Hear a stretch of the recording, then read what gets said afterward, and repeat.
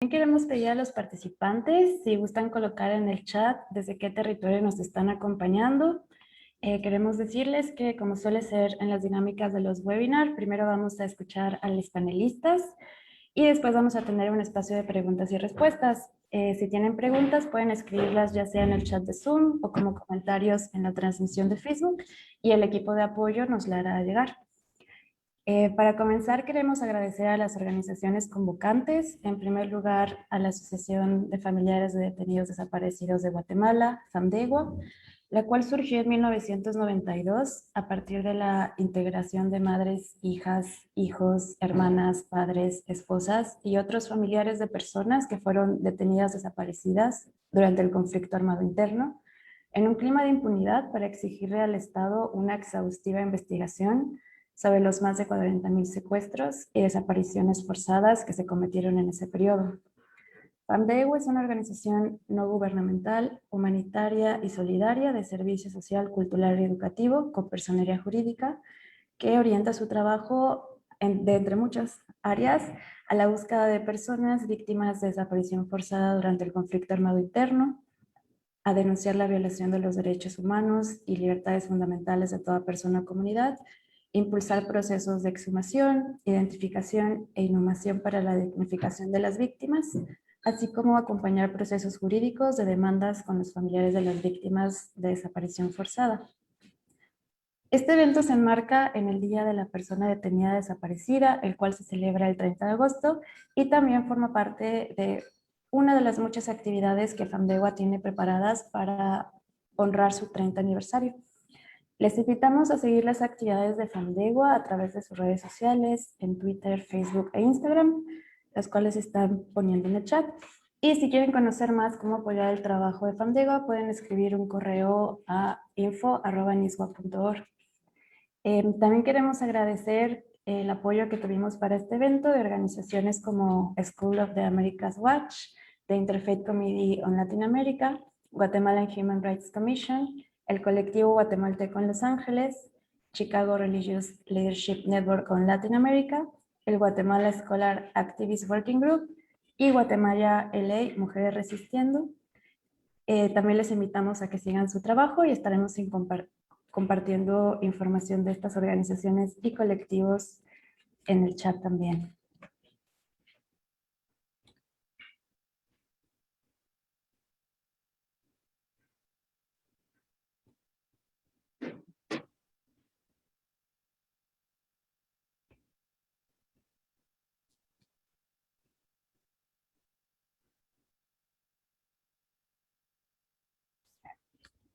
Y bueno, a continuación queremos presentar un pequeño video homenaje a los hombres y mujeres fundadoras y base de FAMDEGUA. Entonces vamos a pasar este video.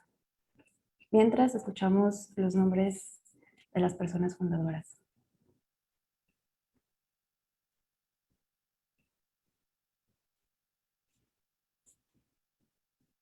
Marcia Méndez Calderón, Blanca Rosa Quiroga López Hernández, Aurelena Farfán, Esther Hernández Castillo, Genara López, Berta Lilian Martínez Vivas, Irma Yolanda Mendoza Rangel, María Yolanda Ramos, Aurelena Suchini Farfán, Victoria Tubin Sots, Sonia Serrano Hernández, Estela Emiliana Miranda Ramírez, María Elena Bustamante, María Ofelia Salenic Chigil, Sandra Ofelia Gómez Hernández, Yolanda Mendoza Rangel, Manuel Ismael Salenic Duc, Erlindo Icho Aquino, Miguel Ángel Alvisures Pedrosa, Sergio Castro, Héctor López Hernández, Héctor Efraín López Arate, Otto Abner Villanueva, Francisco Sánchez, Raúl Gómez Hernández,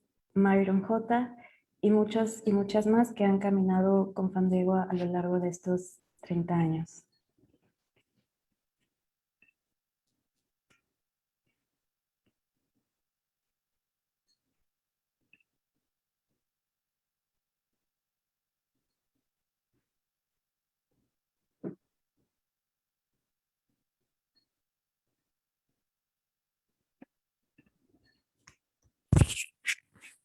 Bueno, a continuación tenemos el gusto de presentar a Rebeca Zúñiga, quien nos va a compartir y dar un contexto general con información histórica sobre el rol de los Estados Unidos en el conflicto armado interno. Rebeca actualmente es directora del Denver Justice and Peace Committee y del Consejo del Observatorio de la Escuela de las Américas, así como del Comité Ejecutivo de la Región Oeste del Comité de Servicio de los Amigos Americanos. Rebeca es nicaragüense, de herencia indígena mezquita, inmigrante y madre. Creció tanto en Nicaragua como en Guatemala en los años 70 y 80. Muchas gracias por acompañarnos, Rebeca, y te cedemos la palabra. Buenas tardes a todos, todas y todos. Les acompaño desde territorio Ute, Cheyenne y Arapaho. Y como me han presentado ya, soy Rebeca Zúñiga y mis pronombres preferidos son ella y ellas. Esta tarde voy a comentarles un poco sobre la responsabilidad del gobierno y el Estado de Estados Unidos en el conflicto armado de Guatemala y sobre todo en el caso del diario militar. Estados Unidos es corresponsable de las atrocidades cometidas por el Estado guatemalteco en el caso del diario militar, que se remonta al golpe del Estado proporcionado por la CIA en 1954 contra el presidente Jacobo Arbenz, quien fue elegido democráticamente y cuyo gobierno había promulgado importantes reformas sociales y una reforma agraria. Esta reforma agraria impactó negativamente a empresas estadounidenses, como la United Fruit Company. El golpe de la CIA instaló una dictadura militar respaldada por los Estados Unidos y dio comienzo a décadas de violencia brutal contra el pueblo guatemalteco. Disculpe, Rebeca. Disculpe. Yo creo que las intérpretas están interpretando dos a la vez. No quiero que nadie pierda la información. Muy bien, yo espero y me dicen. Bueno, vamos a continuar. Entonces, como les decía, la responsabilidad de los Estados Unidos al instaurar gobiernos en Guatemala no solamente intensificó también el entrenamiento de la policía y el ejército, especialmente durante la década de 1960. Estos entrenamientos se hicieron en la Escuela de las Américas del Ejército de los Estados Unidos, que en aquel entonces se encontraba ubicado en Panamá. Y esto incluía entrenamiento de unidades de contrainsurgencia en Guatemala. El entrenamiento militar estadounidense promovía la doctrina del enemigo interno. Esto enseñaba técnicas de tortura y tácticas de contrainsurgencia, también técnicas que los militares y los policías guatemaltecos pusieron en práctica cuando hicieron las desapariciones forzadas, en los momentos de las torturas y en las ejecuciones. Todo esto documentado en el caso del diario militar. La CIA y el Departamento de Estado de los Estados Unidos siguieron de cerca la persecución de los opositores políticos por parte del ejército y la policía guatemaltecos. Ellos le dieron seguimiento a las masacres, a las desapariciones y a las ejecuciones extrajudiciales. Entonces, está claro que Estados Unidos apoyó tanto la brutalidad que en 1966 el viceministro de Defensa de Guatemala literalmente solicitó la ayuda de los Estados Unidos para el entrenamiento de escuadrones especiales de secuestro. Estos tenían como objetivo eliminar a todos los izquierdistas, a toda la gente que estaba organizada. A finales de la década de los 70, la administración Carter, citando los abusos de los derechos humanos y la violencia, recortó la ayuda directa a la seguridad de Guatemala. Sin embargo, millones de dólares continuaron fluyendo hacia el ejército de Guatemala, incluyendo equipo y tecnología militar, entrenamiento y otras cosas más. Entonces, el reconocimiento de las atrocidades en Guatemala por parte de la administración Carter, por más que fuera ineficaz para detener realmente el apoyo estadounidense a las mismas, fue revertido rápidamente por la administración de Ronald Reagan, quien renovó el apoyo intensivo a los regímenes militares guatemaltecos, incluyendo la asistencia de la CIA, mientras promovía públicamente al gobierno guatemalteco y mentía sobre la situación de derechos humanos. Reagan nombró al criminal de guerra Henry Kissinger como presidente de su Comisión sobre América Central, quien viajó a Guatemala en diciembre de 1983 y se reunió con el presidente Óscar Humberto Mejía Víctores, dándole un amplio apoyo al régimen. Kissinger desmintió los problemas de derechos humanos como cuestiones internas del país. Estados Unidos estaba al tanto de las desapariciones forzadas y otros crímenes en el caso del diario militar. Por ejemplo, en un cable de febrero de 1984, la Embajada de Estados Unidos en Guatemala describe 2 de los secuestros del diario militar que habían ocurrido recientemente, el de Sergio Vinicio Samayoa Morales del hospital y el de Jorge Mauricio Gatica Paz en un centro comercial.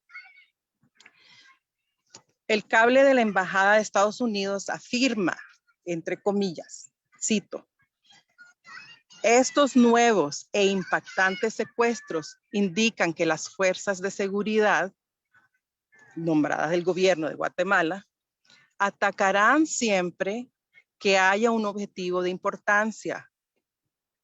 O podemos pasar por alto los antecedentes y enfatizar en el concepto estratégico, o podemos seguir un camino moral más elevado. Ese es el cito textualmente. Entonces, ahí nos queda claro que los Estados Unidos opta por seguir pasando por alto las desapariciones forzadas, mientras seguía financiando también estas desapariciones. Por lo menos uno de los militares que se le ha ordenado enfrentarse al juicio, en el caso del diario militar, el coronel retirado Jacobo Salán Sánchez, fue entrenado 2 veces en la Escuela de las Américas.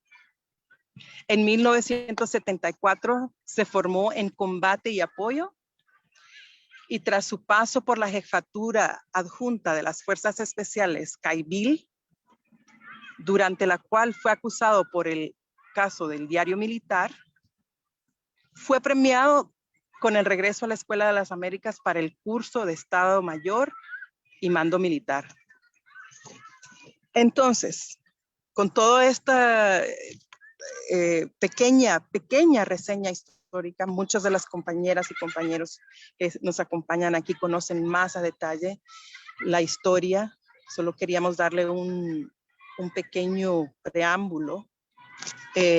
Nos queda claro el rol que ha tenido el gobierno de los Estados Unidos y que también debería ser responsabilizado, enjuiciado en el caso del diario militar, como tantos otros casos.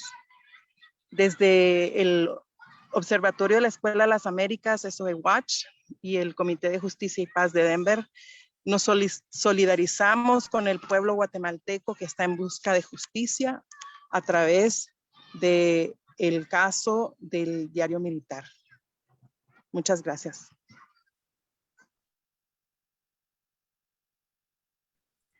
Muchas gracias, Rebeca, por esta introducción tan concreta y que sintetiza tantos años de historia de intervencionismo. A continuación vamos a dar la palabra a Jovita Zult y a Carmen Gómez. Jovita Zult es una reconocida abogada maya quiché con una larga trayectoria de trabajo en materia de derechos humanos y derechos de las mujeres. Actualmente forma parte del equipo jurídico del Centro Legal para la Acción Legal en Derechos Humanos. Y también contamos con Carmen Gómez como representante de las familias del caso Diario Militar. Carmen, después de 10 días, está retenida en una cárcel clandestina, fue liberada con el compromiso de colaborar con el Ejército de Guatemala, quienes frecuentemente, desde septiembre del 82 hasta marzo del 85, llegaron frecuentemente con ella. El 29 de marzo secuestraron y asesinaron a su tío Héctor Orlando Gómez Calito, vocero del grupo de apoyo mutuo, y a partir de ese momento la familia salió al exilio por el peligro que representaba. En este bloque vamos a hacer algunas preguntas para dar pie a que se comparta información actualizada sobre el caso Diario Militar y sobre las demandas, peticiones y esperanzas también de los sobrevivientes, querellantes y familiares. Entonces, empezamos con usted, señora Jovita, y también si quiere agregar algo más a su presentación, adelante. Y quisiéramos preguntarle si nos puede contar en qué etapa procesal se encuentra el caso Diario Militar, cuáles son los obstáculos que familiares y querellantes y otros actores que forman parte del juicio se han enfrentado en este proceso, y cualquier otra información adicional que nos quiera dar sobre actualizaciones del caso.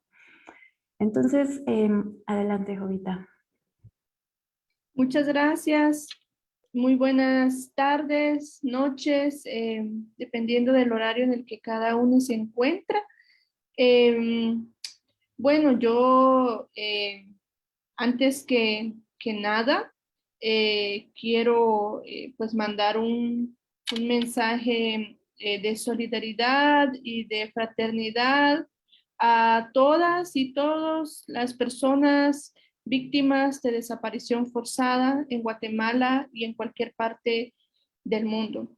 Creo que en el marco de estas conmemoraciones, nuevamente volvemos a recordar y volvemos a retomar lo difícil y lo continuo y permanente de los efectos de un crimen como la desaparición forzada, como lo es los que se están juzgando dentro del caso del Diario Militar. Bueno, yo creo que conocer sobre el estado actual de este proceso, pues tiene varios matices, ¿verdad? Pero yo quiero ser muy concreta y pues ir presentando como algunos escenarios procesales del estado del proceso para pues después ir platicando sobre también estos retos, ¿verdad? Estas incidencias que se hablaban y que tienen las víctimas dentro de este proceso. Actualmente, en el caso del Diario Militar, hay 9 personas que fueron enviadas a juicio oral y público por los delitos de desaparición forzada, delitos contra deberes de humanidad y en casos concretos de algunos, otros tipos penales como el asesinato, ¿verdad? Por hechos concretos como tal. Estas personas pues están a espera de que pueda dar inicio el debate oral y público, pasando pues por supuesto por la etapa en donde todas las partes, incluidas las víctimas también y las personas procesadas, tienen el derecho de ofrecer sus medios de prueba que podrán ser útiles en ese debate, ¿verdad? Cuando se realice el juicio oral y público. Pero también hay otras 5 personas que están a la espera de que se celebre lo que se conoce en Guatemala como la audiencia de etapa intermedia, es decir, decidir si estas personas van o no van a enfrentar debate oral y público juntamente con las otras 9 personas. Estas 5 personas al momento se encuentran ligadas a proceso únicamente, ¿verdad?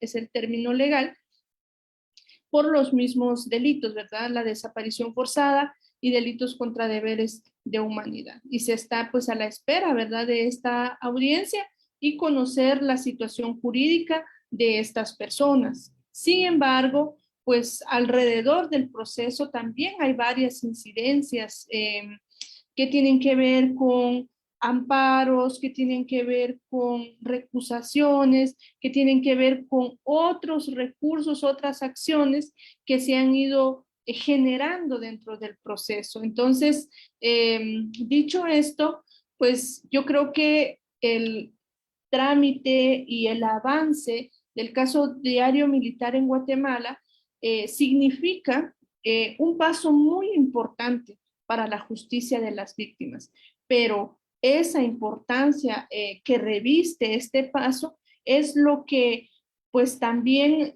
nos muestra las formas y las reacciones en las que las personas indicadas, acusadas, han respondido dentro del proceso, ¿verdad? Y eso pues ya incluyen acciones dilatorias, el llamado litigio malicioso, al que las víctimas pues tienen que enfrentarse.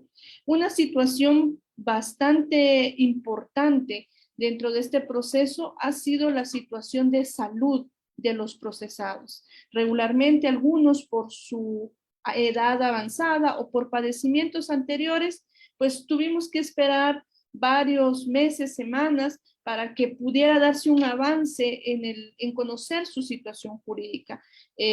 Esto porque desde las víctimas y los querellantes siempre se ha manifestado que se debe de garantizar el derecho de salud de las personas que están siendo sindicadas en todo momento, aun y cuando somos conscientes que las víctimas, que las 183 víctimas registradas en el documento Diario Militar y las 45,000 víctimas desaparecidas nunca tuvieron ese derecho a acceder a la salud, nunca les fue respetado el debido proceso, nunca tuvieron la oportunidad de ser escuchados con todas las garantías ante un juez. Sin embargo, desde las querellantes, las víctimas, se ha hecho bastante énfasis en que estos derechos deben de respetarse, deben garantizarse principalmente su derecho a la salud. Por eso hago énfasis en ello porque ha sido una situación que ha estado presente a lo largo del proceso, ¿verdad? Y pues de esa lógica se intuye que también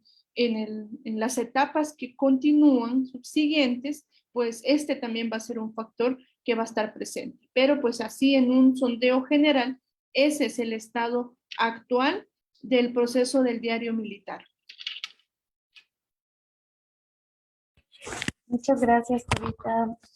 Señora Carmen, queremos escuchar de usted cuáles son las demandas, las peticiones de los sobrevivientes, querellantes y familiares en este proceso, también cuáles son las esperanzas que ustedes tienen y escuchar también cualquier otra información que usted guste compartirnos.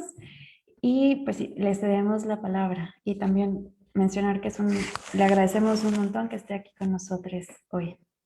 Muchas gracias, buenas tardes. Es un gusto saludarles y poder compartir un poco esta experiencia de vida que todavía ahora pues me mueve mucho hablar, ¿verdad? Pero que sé que es importante, es necesario conocer lo que pasó. En ese sentido, quisiera decir que las demandas principales, digamos, en este caso en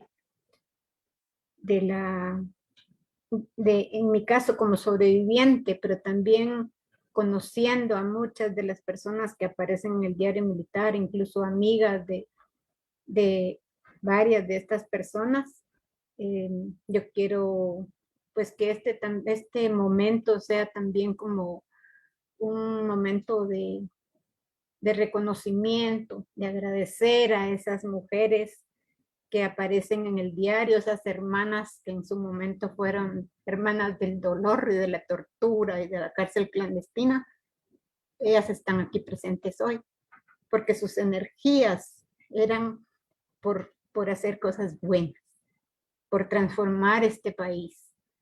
Y esas energías, como eran buenas, nos las han transmitido y eso es lo que nos da impulso a seguir adelante, su ejemplo también.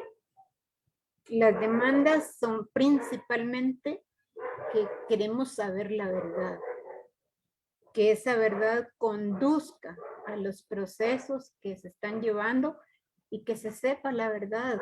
A nadie le hace bien negar lo que pasó. A nadie le hace bien ocultar información. También queremos que tanto empresarios como algunas organizaciones cuasi paramilitares legalizadas dejen de funcionar, dejen de intervenir.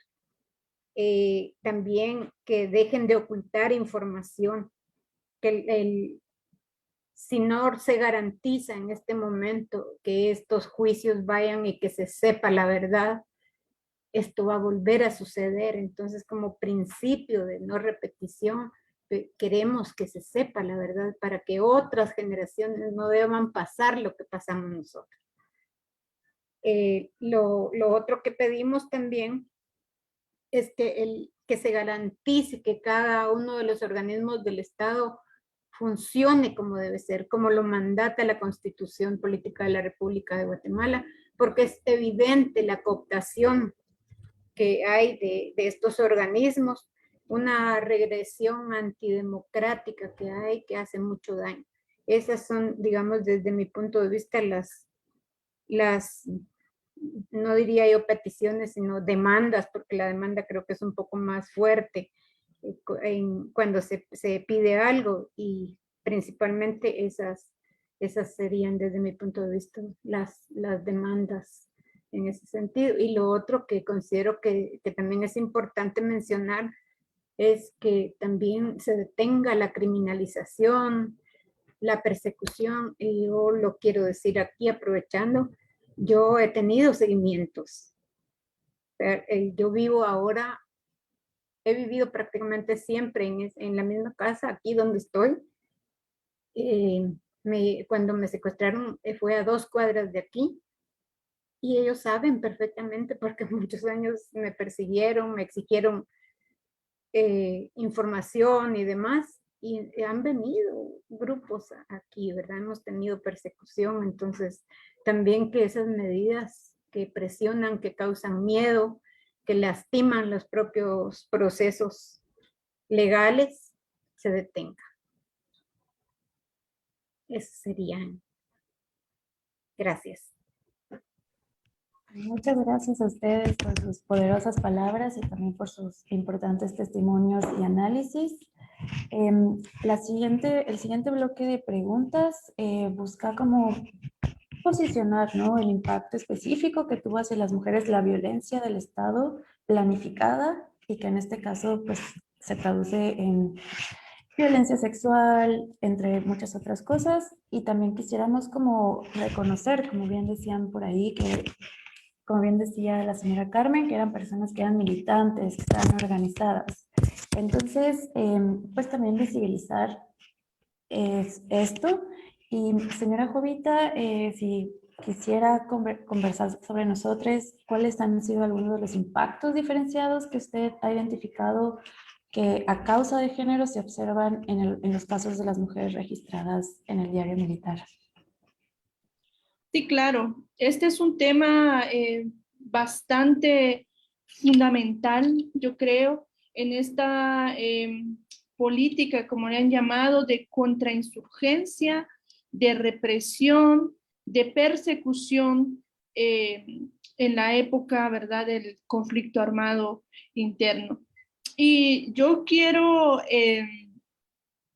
pues sí, plantear, digamos, algunas circunstancias que tratamos de evidenciar durante la audiencia de etapa intermedia del caso del diario militar, ¿verdad?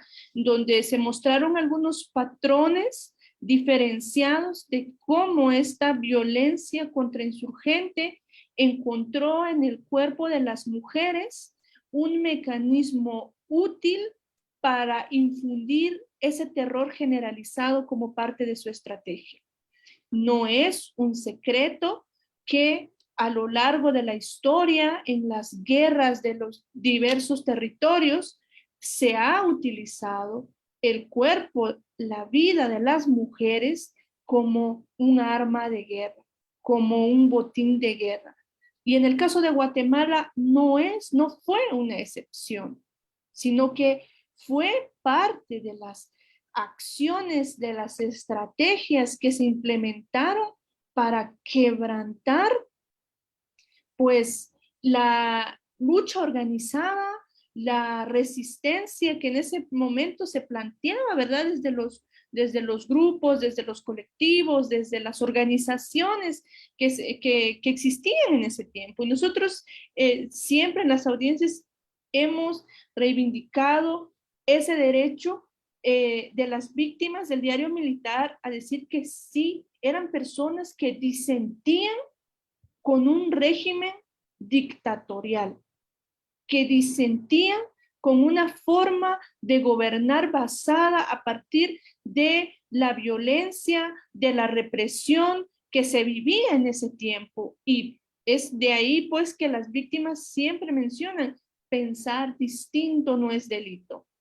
Y si hubiese habido un acto, un hecho que para esa época constituyera algún tipo de delito, algún tipo de hecho contrario a la ley, entonces, ¿por qué no se puso a disposición de un juez a estas personas? Sin embargo, para el caso de las mujeres, esas circunstancias fueron todavía mucho más fuertes y directas, porque había una afectación en doble vía.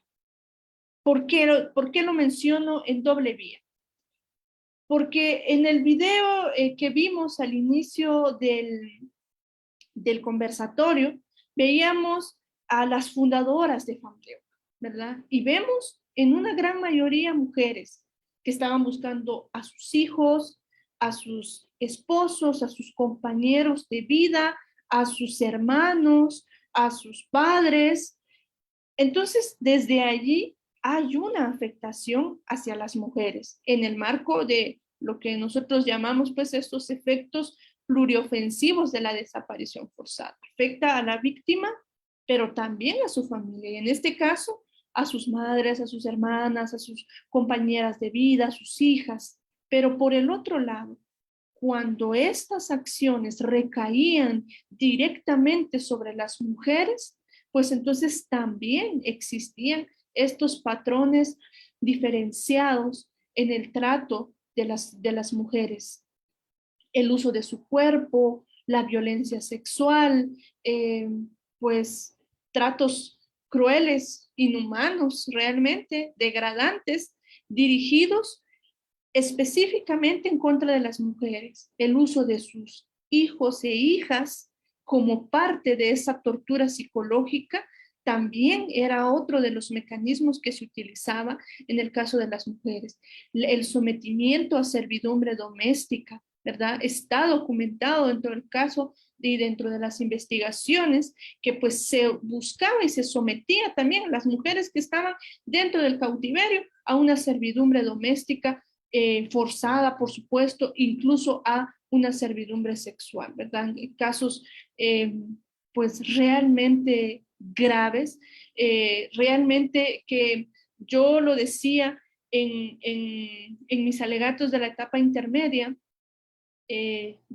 yo no vivía para esa época de los hechos que se están juzgando, pero yo creo que si una política de Estado como la que estaba vigente en ese tiempo era la política por medio de la cual se quería gobernar, por nombrarlo de una manera correcta, sin duda debió ser una política profundamente violenta y pues deliberadamente misógena, deliberadamente pues violenta, repito la palabra, ¿verdad? en contra del cuerpo de las mujeres, porque pues de lo que hemos visto, de lo que hemos leído y conocer que las mujeres que en su momento pues pusieron el cuerpo y pusieron la vida para defender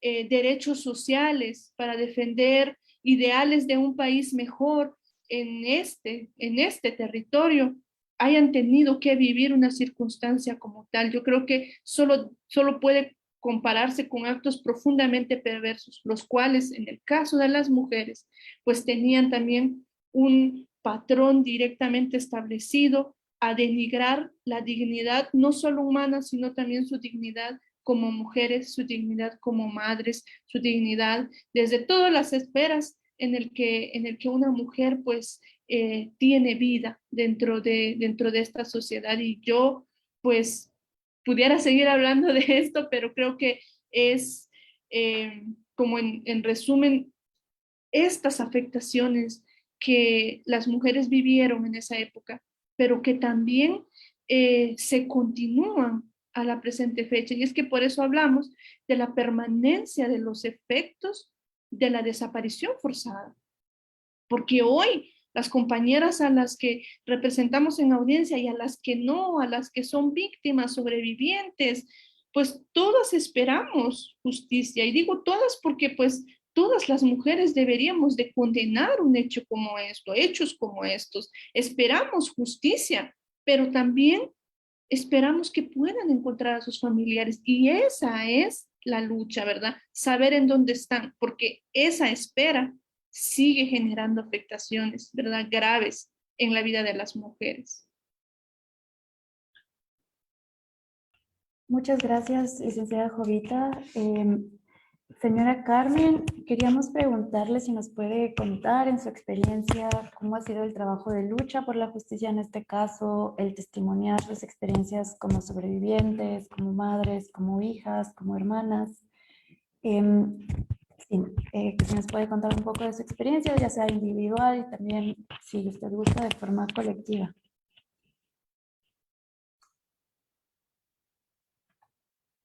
Bueno, yo creo que estas experiencias han sido, en primer lugar, dolorosas, súper necesarias. Ha implicado, digamos, a varias generaciones, porque una de las situaciones que habría que mencionar es que, digamos, en este caso están las mujeres que aparecen, están sus fotos, en algunos casos algunos nombres o algún seudónimo, que eso demostraba, digamos, su decisión de tener una participación política, de hacer algo para cambiar este país. Pero hay otras miles que no aparecen en el diario, pero que igual pasaron todo lo que pasaron las que sí aparecen. Pero también están otras mujeres alrededor, hijas, madres, también hombres, ¿verdad? De sus familias, hijos, una serie de personas, vemos que se lastimó todo eso, y entonces así de lastimada hubo que emprender la lucha por la búsqueda, ¿verdad? En todos los momentos en que esto se dio, porque fue durante bastantes años. Entonces ha implicado, digamos, en algunas ocasiones, muchas personas que tienen familiares desaparecidos, y en este caso mujeres desaparecidas, se han enfermado, ¿verdad? Es tanta la angustia, el dolor, el rompimiento en las propias familias a partir de todo lo que pasó y continúa pasando porque no se dice la verdad. Ha sido en medio de esas rupturas que también las mujeres han tenido que continuar caminando, que digamos el rol de las mujeres como cuidadoras en muchos casos se incrementó, y tuvieron que asumir a otros familiares porque se quedaron sin mamá, por ejemplo. Entonces esas mismas situaciones han hecho también que la lucha que se lleva sea un poco compleja, ¿verdad? Con temores, principalmente ahora que se mira todo esto que está pasando, ¿verdad? Que no, aún después de tantos años, no se ve claridad en lo que hay que hacer, ¿no? Por momentos se mira que se avanza y luego un retroceso, y eso también lastima a todas las personas en esa búsqueda, ¿verdad? Porque no hay certeza, no hay certeza en que realmente, eh, digamos, las familias no van a sufrir nuevamente la represión, la violencia que se vivió en el pasado. Así que es una búsqueda llena de amor, porque esto que se hace es movido por el amor a la familia, el amor al país, el amor a los ancestros. Ya es una lucha llena de amor, pero que no es ajena, digamos, a los problemas que ya en la concreta, la situación económica, todos los problemas. Y así hay una serie de condicionantes en esta lucha. Y también en esto podemos ver, digamos, que de alguna manera todos los objetivos que tenía el torturar a las mujeres, el tenerlas en una cárcel clandestina, la violencia de género específica, buscaba, por ejemplo, anular a las mujeres como sujetas políticas, pero esta misma búsqueda las ha convertido en sujetas políticas a pesar del miedo, a pesar de todas estas situaciones. Así que es como caminar contracorriente o nadar contracorriente, ¿verdad? Pero con el convencimiento de que una persona desaparecida nos hace que no estemos completos, ni como familia, ni como personas, ni como país, ni como municipios. O sea, nos hacen falta, ¿verdad? Y entonces, en medio de todas las dificultades de todos los tipos, la afectación psicológica es otro problema, que estamos llenos de muchos problemas emocionales, psicológicos. Algunos no los hemos tratado, otros no, pero en medio de todo eso hay que seguir caminando porque esta es una lucha justa y este país demanda que se conozcan los hechos y que se lleve a los organismos de justicia y que cumplan condenas si eso es lo que procede.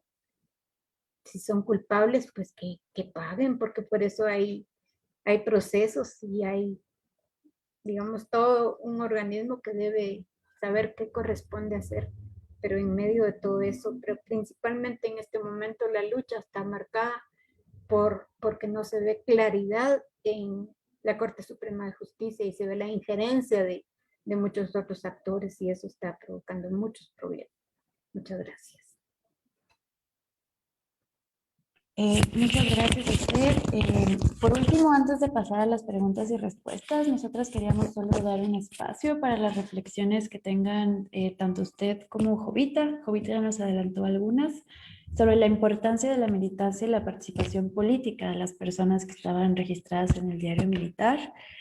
Porque como ustedes decían, ¿no? Y como es la consigna, pensar distinto no es delito.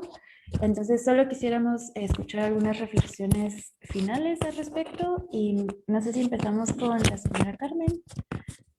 ¿Está bien? Sí, gracias.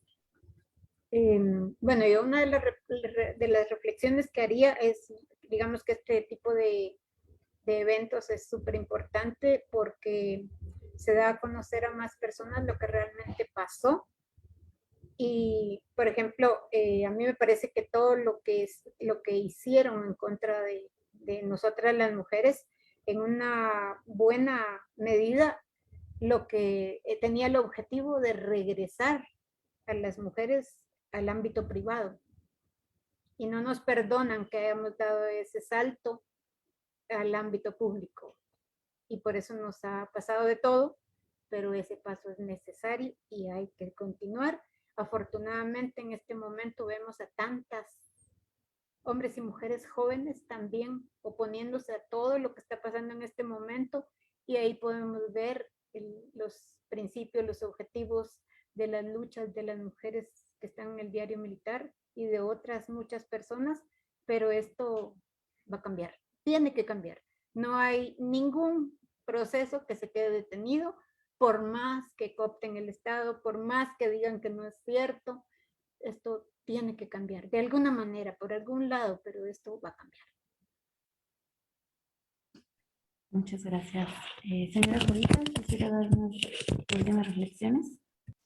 Muchas gracias. Yo me sumo a lo que ha dicho Carmen. Yo creo que las luchas de las mujeres han estado presentes en diversas etapas de esta historia. Hoy día también son y están presentes en la reivindicación y la búsqueda de justicia, principalmente en este caso del diario militar.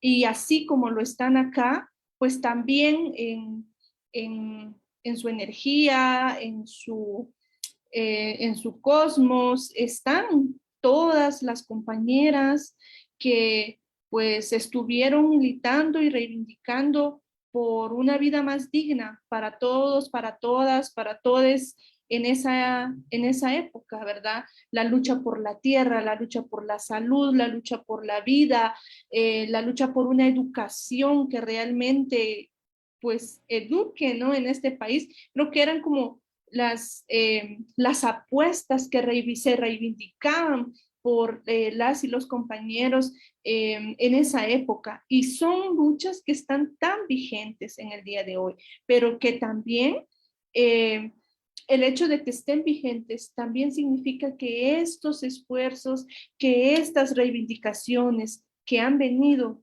desde esa época, pues han tenido repercusiones en estas nuevas generaciones, ¿verdad? En las generaciones más jóvenes, a las que, pues yo siempre lo digo, nos duele saber que esto pasó en este país, pero también al conocer la verdad, al saber lo que sucedió, también pues nos organizamos, también repensamos, nos sumamos a esas luchas, a esos esfuerzos para continuar estos legados de memoria, para continuar estas reivindicaciones por lo justo en este país, ¿verdad? Entonces, así creo yo que pues también reivindicamos la memoria de las víctimas, de las y los desaparecidos, pero también continuamos en la lucha por lo justo en este país. Yo creo que esas son de las cosas tan importantes que en este proceso yo particularmente pues he ido reflexionando, ¿verdad? De cómo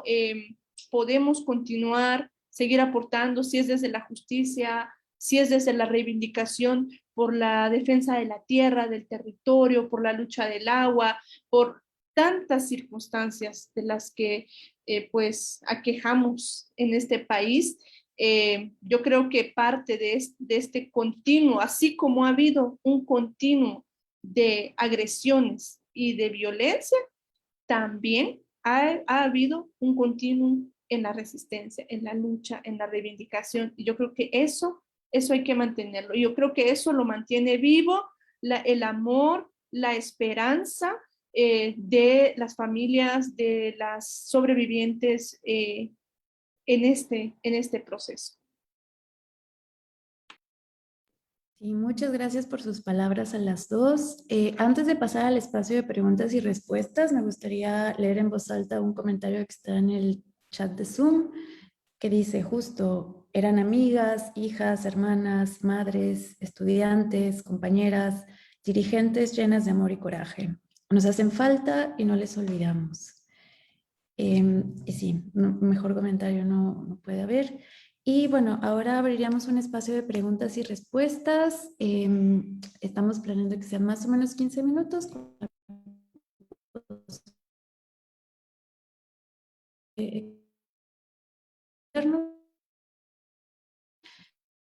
Entonces, vamos.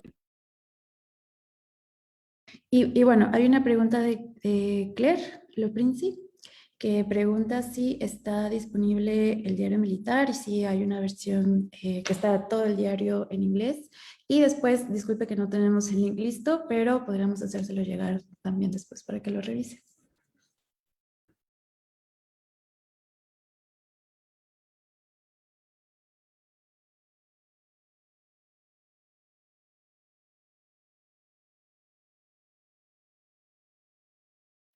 Voy a leer otro comentario en Facebook. Es importante ver las trayectorias de las compañeras como militantes o colaboradoras de organizaciones.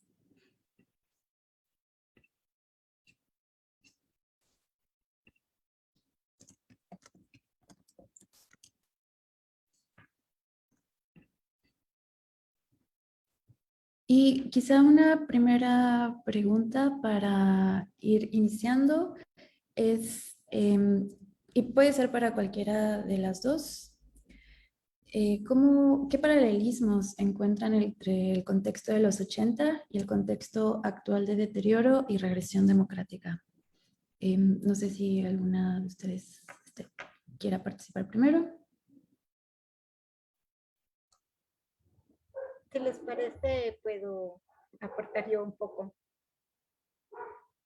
Bueno, a mí me parece que tal vez es un poco difícil ir nombrando una por una las situaciones, pero es muy parecido. La verdad que es muy, muy parecido. En aquel momento, por ejemplo, usted participaba y se dio, de hecho, en mi caso personal pasó, en una protesta por el alza al transporte y nos llevaron presos.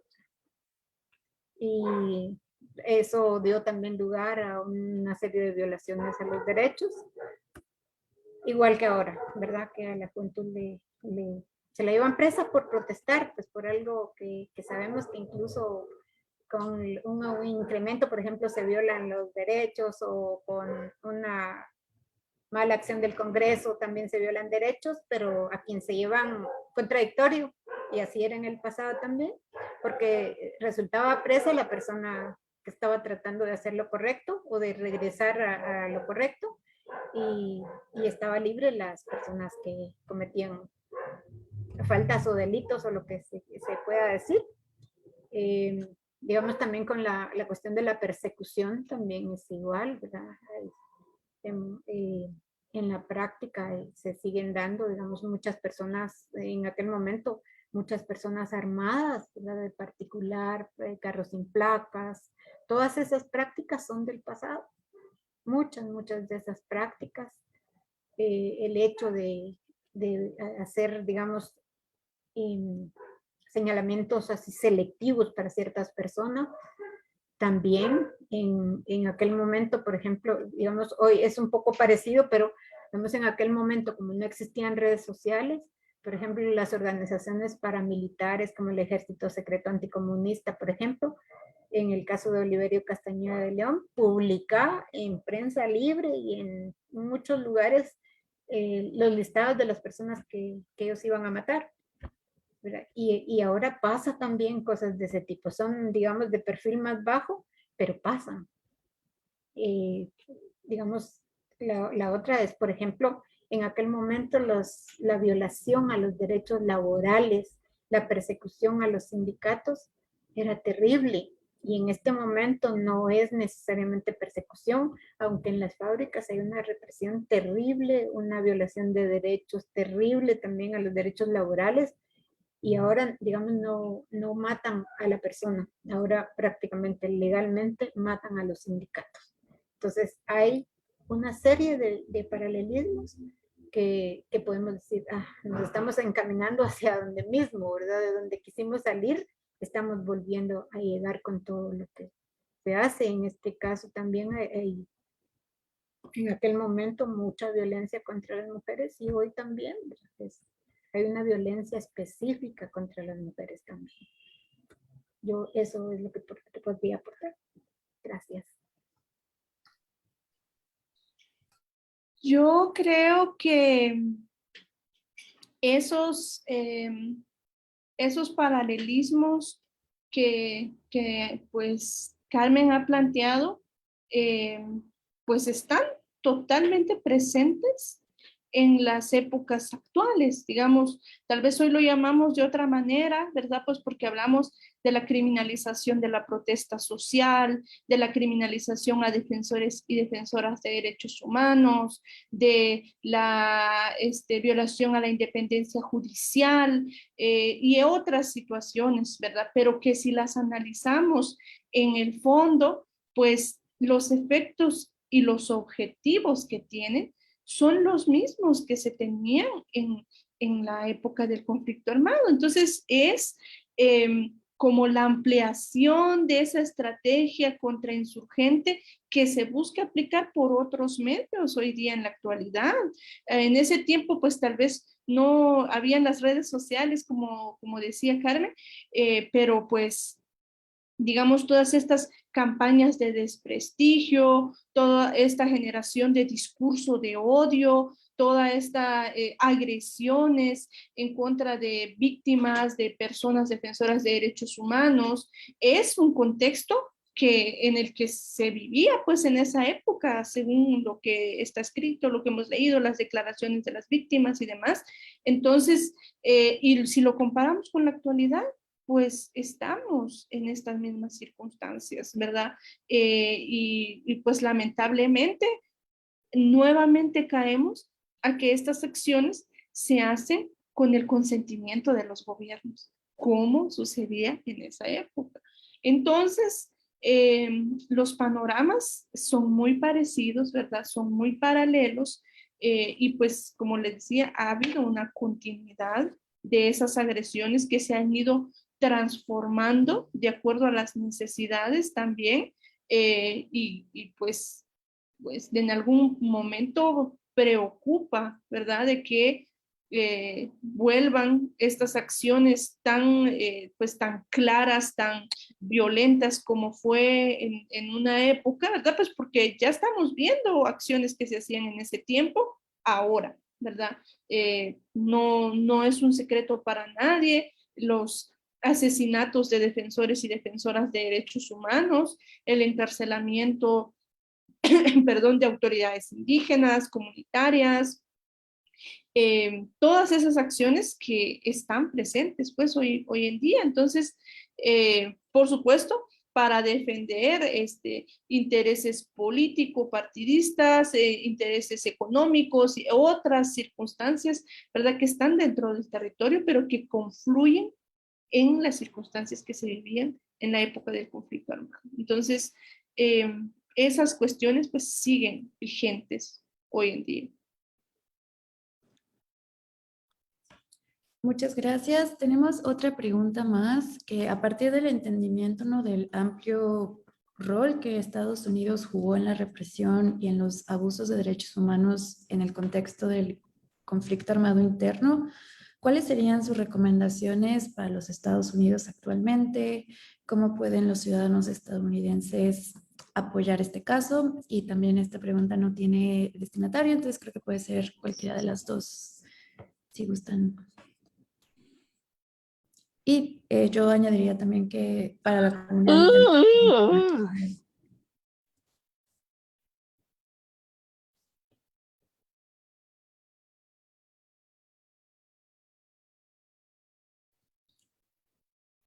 ¿Quién se anima? Yo no escuché la última parte de lo que dijo, pero bueno, yo creo que la compañera Rebeca, ella nos dio un panorama del papel de Estados Unidos en esas épocas, ¿verdad? No me atrevería a decir que ese papel de intervencionismo haya cambiado mucho, al igual que en esos paralelismos que estamos hablando, ¿verdad? En cuanto a la política centroamericana. Sin embargo, sí desde organismos de derechos humanos, organizaciones como las que están acompañándonos, pues se puede tener, ¿verdad? Pues apoyo, seguimiento, acompañamiento a las víctimas sobrevivientes, querellantes y demás personas y organizaciones involucradas, no solo para el caso del diario militar, porque pues la lucha y la apuesta por la justicia, por los crímenes atroces del conflicto armado en Guatemala, pues lleva muchas luchas, ¿verdad? En donde el diario militar es una que se suma a esa línea de búsqueda de justicia. Pero pues sabemos que hay más, ¿verdad? Hay más compañeras, sobrevivientes de violencia sexual del pueblo Mayachi, el caso del genocidio Ixil, el caso de otras desapariciones forzadas, otros procesos de justicia transicional que pues están en los tribunales o en alguna etapa dentro del sistema de justicia. Yo pues apelaría a pedir el apoyo, el acompañamiento, la incidencia, a garantizar la independencia judicial, a garantizar que estos procesos de justicia puedan desarrollarse sin presiones para las partes. Y cuando hablo para las partes me refiero a todos los sujetos procesales, que se respete la independencia judicial, que se respete la independencia fiscal en estos casos y por supuesto que se respete la integridad de las querellantes, de las víctimas, sobrevivientes, testigos durante todo el proceso, porque pues solamente así se va a lograr hacer justicia, solamente así se va a poder averiguar la verdad, ¿verdad? Y saber qué fue lo que pasó, qué es lo que todas y todos queremos saber y principalmente saber en dónde están.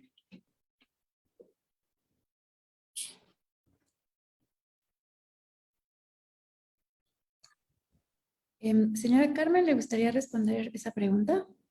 Sí, brevemente, porque yo creo que ya la licenciada dijo bastante, pero quisiera decir que a mí se me hace que desde, digamos, los gobiernos, en este caso específico del gobierno de Estados Unidos, es un poco difícil que puedan aportar mucho debido al historial que hay, ¿verdad? Pero sí me parece a mí que hay, digamos, una absoluta confianza en que la población puede actuar de otra manera. La población estadounidense puede actuar de otra manera. Yo pienso que una de las acciones que quizás desde el gobierno estadounidense podrían hacer es, digamos, informar a la población, porque eso no sería como una injerencia, sino es informar a la población de lo que pasó aquí, de lo que pasó y de lo que pasa actualmente, como una especie de análisis, de investigaciones, cosas de ese tipo, que le llegue a la mayor cantidad de población, porque sabemos que en la población de Estados Unidos, digamos, yo recuerdo los años 70, 80, había apoyo de la población de Estados Unidos. Y no dudo que en este momento haya mucha gente que lo quiera hacer también. Y por ejemplo, pienso que en acciones un poco más concretas, pues, podrían, digamos, darle soporte a las organizaciones de guatemaltecos viviendo en Estados Unidos para que puedan aportarnos para acá, porque ellos como ciudadanos, digamos, de Estados Unidos, pero de acá también, sí pueden intervenir de una manera más directa, digamos, con proyectos, con una serie de situaciones que si ellos tuvieran recursos, a mí me parece que podrían, a través de actividades de solidaridad con Guatemala, así abiertamente desde Estados Unidos, se podría hacer mucho, me parece. Gracias.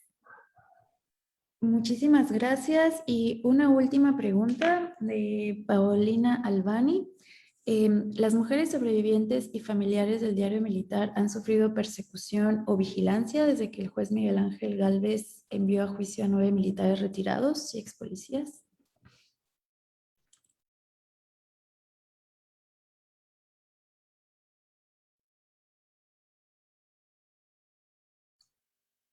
No sé si la licenciada va a hablar primero.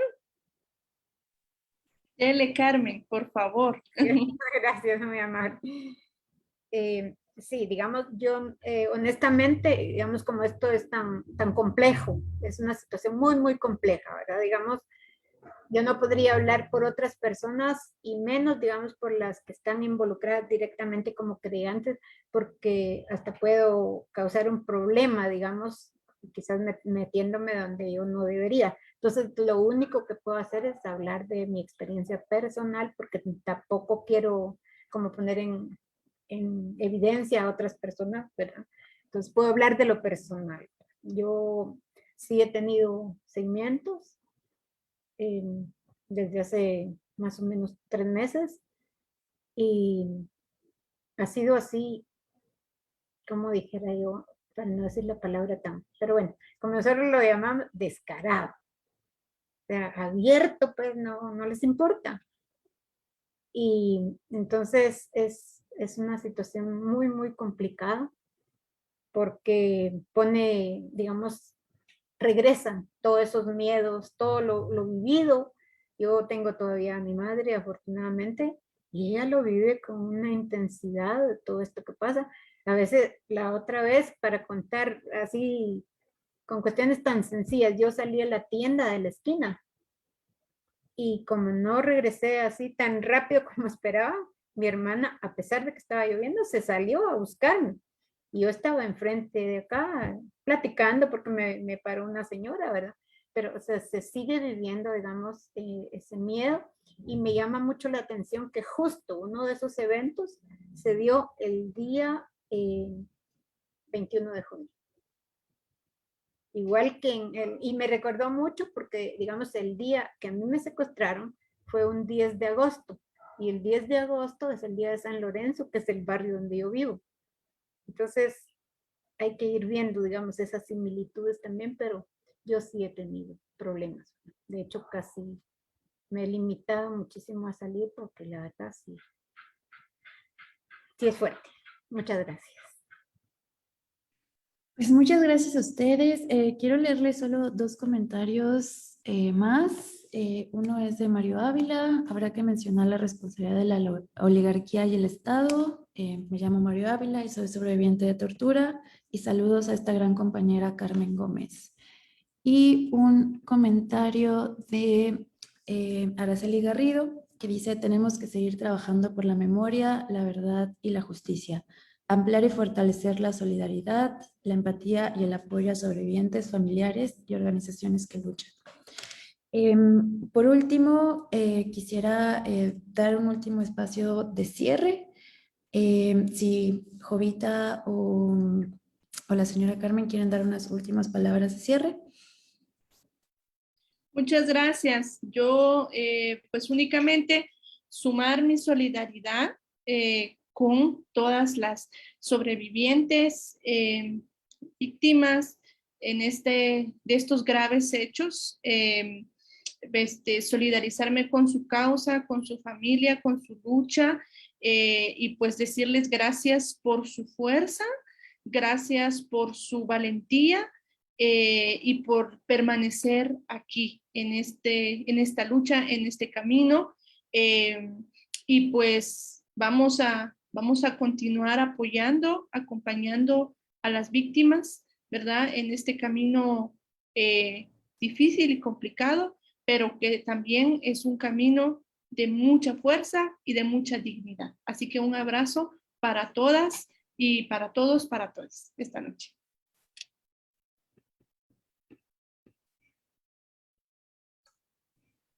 Yo también quisiera, bueno, dar unas últimas palabras agradeciendo a todas las personas que se encuentran ahora aquí. Agradecer porque acompañan y eso fortalece.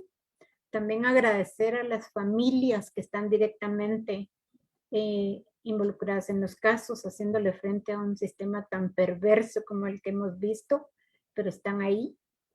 Y quizás lo último que quisiera decir es que, por ejemplo, en los pueblos indígenas, las mujeres siempre plantan flores de todos colores. Pase lo que pase, las mujeres están sembrando flores y cultivando flores, y esos colores alegran la vida. Y ese es un ejemplo para mí de esa resistencia histórica. Y entonces tenemos mucho que aprender. Y considero yo que también la lucha se hace también con dignidad, ¿verdad? Y quizás esta gente, en mi caso, lo que más querían era aplastarnos, que termináramos tal vez tomando licor o drogándonos o haciendo no sé qué, pero tenemos que seguir adelante con toda la dignidad, con toda la fuerza, con la certeza de que los que están haciendo mal son ellos. Y que tenemos que seguir haciendo lo correcto, lo que suma, lo que hace feliz a las personas. Y que no perdamos la esperanza, a pesar de todo.